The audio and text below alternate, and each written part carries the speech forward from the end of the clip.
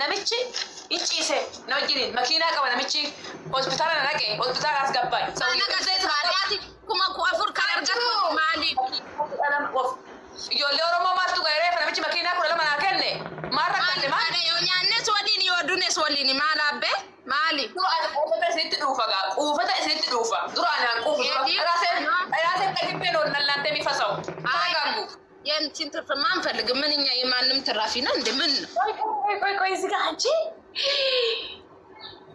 አንቺ ሰውየው የሆነ እኔ ማላቀው ፈርሞልኛል እንዴ እንዴ ምን ተፈጠረ ፎቅ አላማ ፎቅ የሁለት እንትን ፎቅ 14000 ላይ ጀቶ ኮቴቹዳ ኩማ ፈተመኛል ጋይስ የኢማራቲ አራት 400 ማለት ነው በወር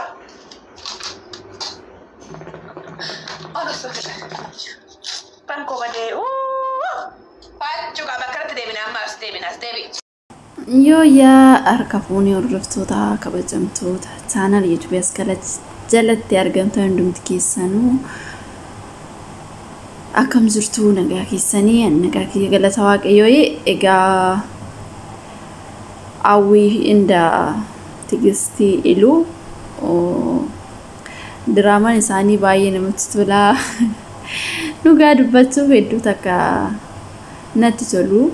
Maaliif jennaani isaan Tigsituu yeroo tokko haasaa keessa jechaa malee hedduu takka namatti tolu. Namni akkanatti yoo wal jajjabeessee wal gorsee ijoollee kana dhugaa dubbachuu fi baay'ee tokko baqa lijit kan jiran Tigsituu yeroo tokko jechaa malee keessattuu hawwiin baqa baay'ee goobazii. Dubartii cimtuu baay'ee nama hin jedhamne dhugaa dubbachuu nama fakkeenya godhataniidha. Ingirii ni beektu warreen beektan hawwii makaraa baay'ee keessa dabartee mee dhugaa dubbachuuf fakkeenya baqa dubartoota hundaaf akka fakkeenya taatutti. Afaaniin iyyitii baqa yeroo hundumayyuu yeroo argitan ittiin iyyitii namni garuu nama amtuu itti fakkaachuu danda'a. Hawwiin baay'ee nama dhugaa dubbachuu baay'ee nama garii akkasumas baay'ee kan nama gorsitu itti siqxanii gaafatti itti siqxanii ilaaltanii hedduu takka hedduu nama gaariidha jechuudha. Amma Tigsitii akkuma argaa jirtanii odoo irraa badduu wajjiniin namni nama badaa bira jiraate yookiin immoo akkasumatti badaa ta'a amala badaa qabaachuu danda'a. So ani amma ishiin hawwiidhaan yeroo wal bartutti dhugaa dubbachuuf ani dhugaa baay'ee tokko akka kee kana ta'uun qabaa jabaachuun qabaa hojjedheen illee akka kee kanatti qormaata hedduun na mudate qormaata san keessaa ba'ee immoo akka kee kanatti hojjedhee of jijjiiruun qabaa jettiin dhugaa dubbachuuf akkana jechaanii turte jechuudha. So namni irraan gaariin waan gaarii si yaaddi beektanii irraa gadheen immoo bakkanta baqa yookiin siyaatti yookiin immoo waan baqa keessattuu irraan amma yeroo ammaa kana baay'ee irraa qabaachuu iyyuu nama barbaachisu. Tigsitii akkuma beektan dhugaa dubbachuu fi nama yoo xiqqaate firoota ishee wajjiniin nama ja'a osoo ji'a takka hin guutin kan dhabde baay'ee gadditee maal godharee gaddaniitis biyya ormaa keessatti mataa dhukkubsuun faayidaa hin qabu. Garuu immoo dhugaa dubbachuuf hawwiin dhaqxee jajjabeessitee baqa hin gaddinii biyya ormaa keessa jirta jettee jajjabeessitee yoo argitan ta'ee warreen TikTokiin fayyadamne guyyaa tokko liivirratti jajjabeessitee irraa fachiistee jechuudha. Odoo dhugaa dubbachuuf irraan ammaa akka namni gadduu yookiin immoo akka namni baqa kufu si barbaaddi malee namni sin jajjabeessu. Amma fakkeenyaaf Tigsitii mana madaamitii erga baatee turtee jirti. Kanaaf hawwiinis immoo jajjabeessitee akkanatti waan akkanaa hojjette gaariidha jettee amma suuqii wayii banattee jirti. Baqa amma namatti deebitee jira erga mana madaamitii baatee Dubaay keessatti immoo dhugaa dubbachuuf yeroo tokkitti baanan nama oo qabaatteen alatti ijoollee baay'ee rakkatanii talatti ba'u yoo tan immoo hojiin hin jiru akka sammuu ta'u alatti baay'ee rakkisaadha dhugaa dubbachuuf hedduu rakkisaadha. Haalli ammaaf baay'ee cima jechuudha. Ijoolleen zim jedhanii ba'anii yoo nama hin qabaatiin baqa biyya kana keessatti hojjettattee injiraattu jechuudha baay'ee rakkisaadha. biyya kana keessa qofa osoo hin taane biyya kamiyyuu ta'e nama hin qabdu taanaan hin rakkatta.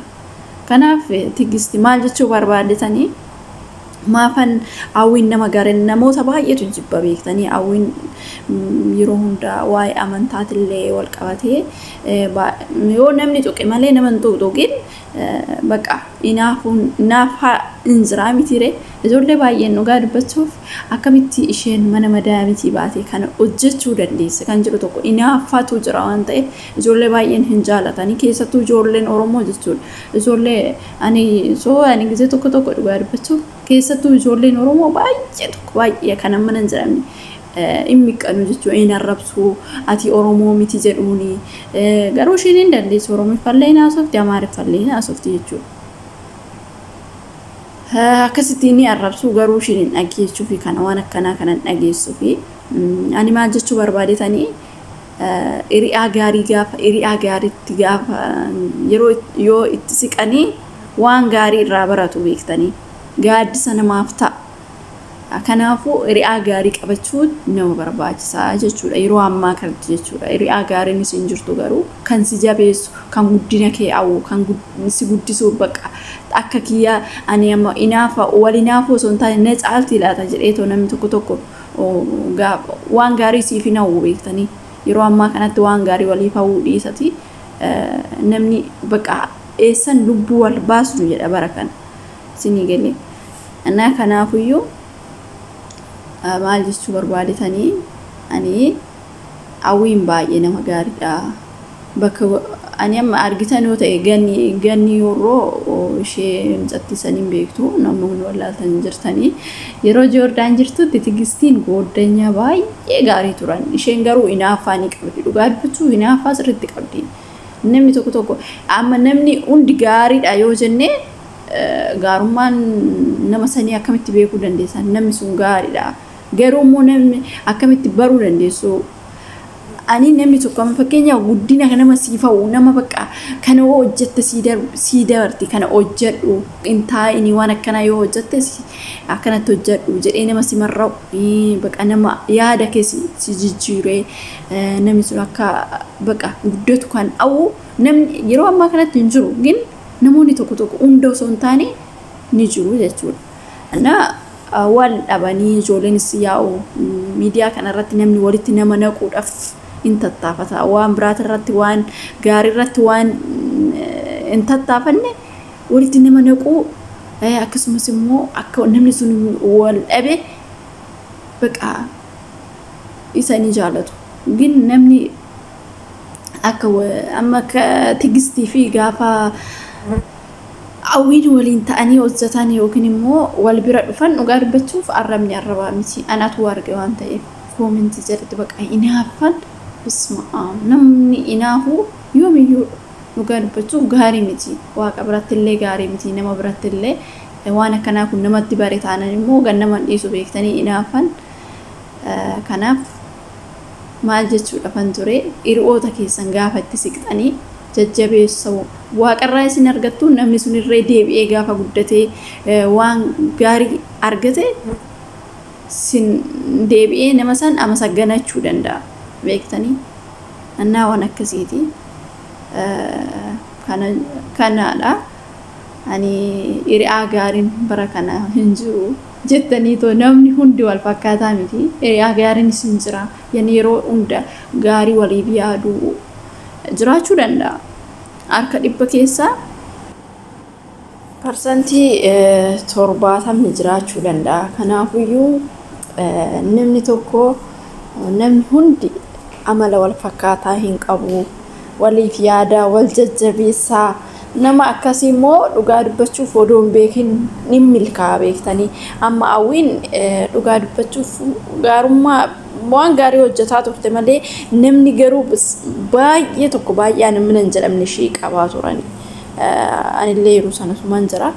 Ana baqa waan hin taane illee baqa amantuma ishiitti waan cimtuu taateef baqa waan amantaa ishiitti dhaabbattuuf qofa waan hin taane madaam ishiitti himanii ishii qabsiisanii hin qabamnes nama waan qabduuf guyyaa lama hidhamte isaan booda Itoophiyaa galchitee isaan booda xankarra taate malee gadi hin deebine akkas ta'uu qabu beektee dubartoonni namni tokko ama waa tokkorraan baqa akkas ta'ee miti jedhanii sodaatanii duubatti deebi'uu hin qaban beektanii jabaatanii mismaarii ta'anii dhaabbachuudha malee waan irratti baqa irratti qoramte san itti jabaachuu qabda malee duubatti wanti nama deebisu tokko hin jiru. Ishiin amma waa hedduu keessa dabarte dhugaa dubbachuuf fakkeenya nama dubartootatti isheenii yaa dhugaa nama qormaata akkasii argatu beeka waan ta'eef qormaata hedduu keessa dabartee dhugaa dubbachuuf namni hedduutu jibbe beektanii waa baqa amantuma ishiitiif waan baqa dhaabbatteef cimteef itti eedanii akkamitti baqa kaddaamaa taatee sararatanyaa taatee mana madaamii keessa taatee akkanatti akka barbaaddetti jiraatti kan jedhamu